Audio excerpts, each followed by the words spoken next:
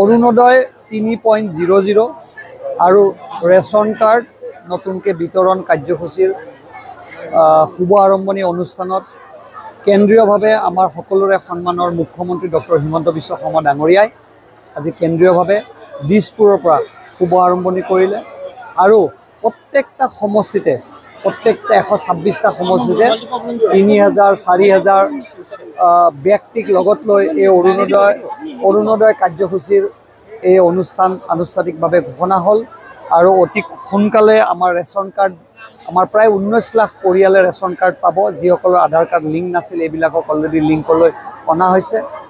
মূল কথা হ'ল যে অৰুণোদয় আঁচনিটো যাৰ ইনকাম 2 লাখতকৈ তলত তেওঁলোকক দিয়া হ'ব। মহিলা দিব্যাংগ বিধৱা এইবিলাকক প্ৰায়ৰিটি ৰখা হৈছে, থাৰ্ড জেণ্ডাৰক প্ৰায়ৰিটি ৰখা হৈছে আৰু ৰেচন কাৰ্ড 4 লাখলৈ ইনকাম যাৰ আছে চাকৰিয়াল হ'লেও 4th গ্ৰেড চাকৰি হ'লেও এইবাৰ এই আঁচনিত অন্তৰ্ভুক্ত হ'ব।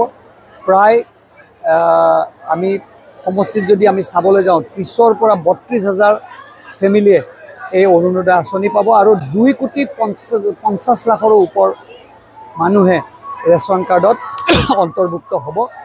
আমাৰ বিশ্বাস আছে মুখ্যমন্ত্ৰী ডাঙৰীয়াই এখন বৃহৎ আঁচনি আৰম্ভ কৰিছে আৰু অসমক উদাহৰণ হিচাপে বহুত ৰাজ্যই লৈছে। মহাৰাষ্ট্ৰ ইমান ডাঙৰ ৰাজ্য, আজি আপোনাৰ হাৰিয়ানা কৰ্ণাটক এইবিলাক ৰাজ্যতো এই আঁচনিৰ আধাৰত নতুন নতুন আঁচনি বিশেষকৈ মধ্যপ্ৰদেশত নিজৰ স্থানীয় নামেৰে এই আঁচনিৰ এক উদাহৰণ হিচাপে লৈছোঁ। আমি গৌৰৱ যে আমাৰ আমি ইমান সৰু এখন ৰাজ্যত থাকিও যে ডাঙৰ ৰাজ্য আমাক অনুসৰণ কৰিছে তাৰ কাৰণে মুখ্যমন্ত্ৰী ডাঙৰীয়াক আমি তেওঁৰ যে ক্ৰেডিবিলিটি আছে যে সৰ্বভাৰতীয় প্ৰেক্ষাপটত তেওঁক যে মানুহে গ্ৰহণ কৰিছে তাৰ আজি প্ৰমাণ কৰিলে। আমি মুখ্যমন্ত্ৰী ডাঙৰীয়াক লগত অসম চৰকাৰক আৰু বিত্ত বিভাগক আমি ধন্যবাদ জ্ঞাপন কৰিছোঁ। 3 মাহ 4 মাহ পিছত 2 মাহ পিছত নিৰ্বাচন হ'ব, অট'মেটিকলি নামটো কাট খাই যাব। তেতিয়া কি হ'ব?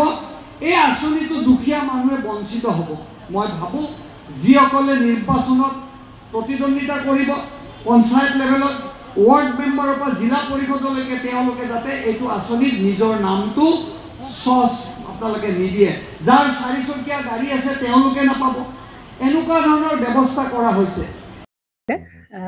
জুবিন গাৰ্গৰ গীতসমূহৰ ওপৰত আধাৰিত গানে কি আনে নামৰ এটা সুন্দৰ অনুষ্ঠান আপোনালোকৰ ওচৰলৈ আহি আছে অতি শীঘ্ৰে।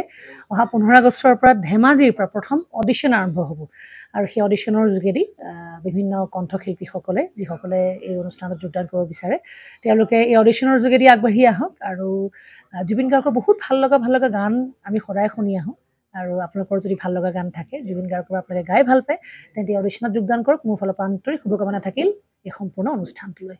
ধন্যবাদ।